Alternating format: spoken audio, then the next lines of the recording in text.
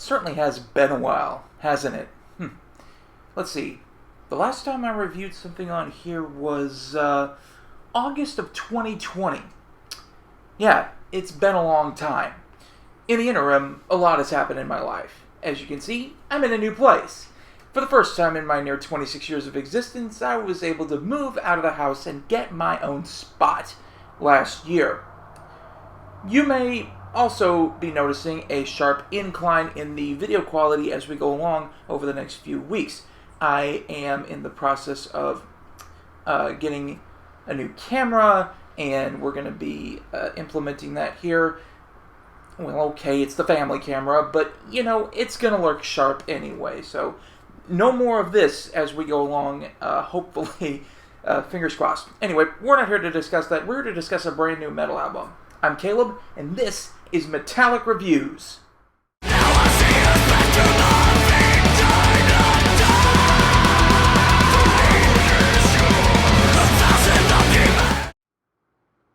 Welcome, one and all, to the first installment of Metallic Reviews, formerly Metalhead Central. But I still give honest ratings to honest music, so we're going to stick with that.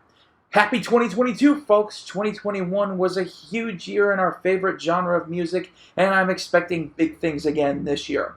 Now we're going to kick it off with a band from Moldova. For those of you who don't know where that is, it is located here. It's a country that you don't often hear very much about.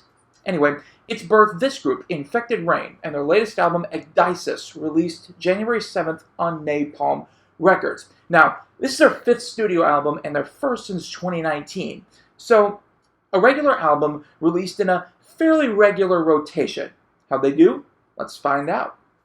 Now, if you're unfamiliar with the term ecdysis, it's apparently a scientific term that references when reptiles, insects, and the like shed their outer layers.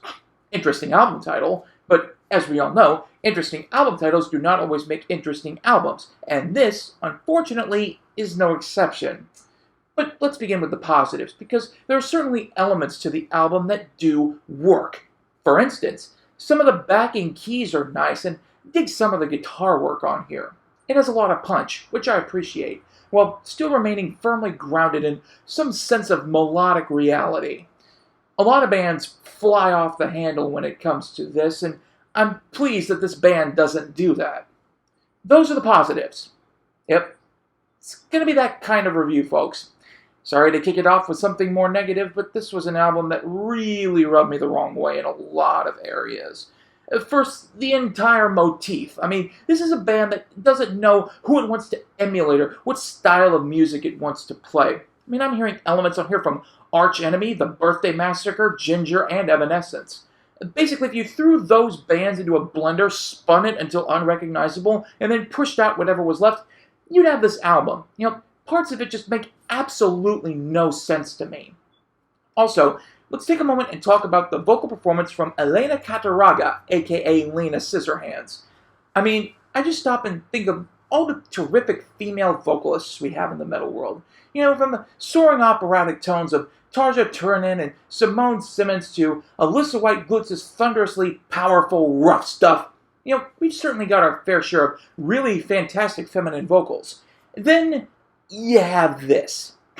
When Cataraga opens up and actually sings, she does fairly well. My issue lies within her rough vocals. They just don't have that force that I look for in good rough vocals. They're not punchy enough for me. A third issue I have with the album is in the lyricism. I actually burst out laughing at some of the lyrics and the way they're presented. For instance, the song Fighter has the lyrics, "You've got this, you're a winner."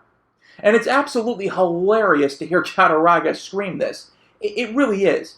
There's also a song called These Walls where she states, "Take your shoes off, you're in my house." There are some solid lyrical passages here and there, and I will admit the lyrics do get stronger as the album progresses, but for a good part of the album, they just leave me scratching my head. Overall, this was a mixed bag. Well, not the worst thing I've ever heard, it just feels like the band doesn't know what it wants to be. It's like the musical endgame gets buried underneath piles of the needless and the varied. Their Genius page talks about how each member of the band brings a different metallic style to the group. That could be a strength, Unfortunately, those styles clash here, and it makes the album really somewhat bland and milquetoast for the most part. My favorite songs on the album, Showers and the song 910, were the songs where a lot more thought was given to more memorable stuff, more earwormy, catchy stuff, rather than trying to be a million bands all rolled into one. So, not really a fan of this one, folks. It gets a 2.5 out of 5. Thanks so much for being here, guys. I'm really excited to get to start reviewing on a weekly basis once again.